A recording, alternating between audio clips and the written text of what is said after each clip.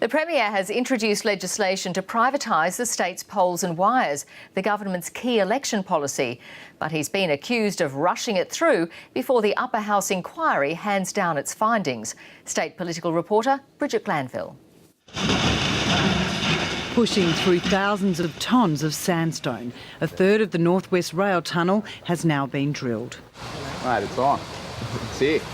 It'll take cars off the road, it'll take congestion away from the streets, and it'll provide an easier commute for the people of North West Sydney. The Premier is also forging ahead with his other infrastructure plan, introducing legislation to sell the state's poles and wires. The Transactions Bill will allow the government to proceed with its election commitment to undertake a long-term lease of 49% of the electricity network. The bill comes before an Upper House inquiry into the long-term lease has handed down its findings. When I was at the inquiry, the request was to see the legislation. So that's exactly what we're doing.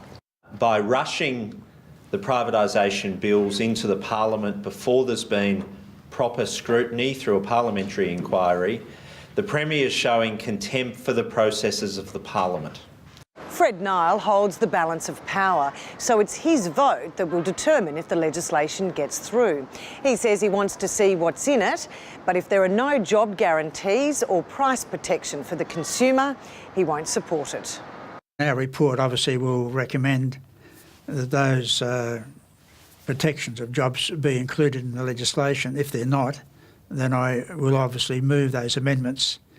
The Premier says the bill won't be introduced into the Upper House until the findings are handed down next week.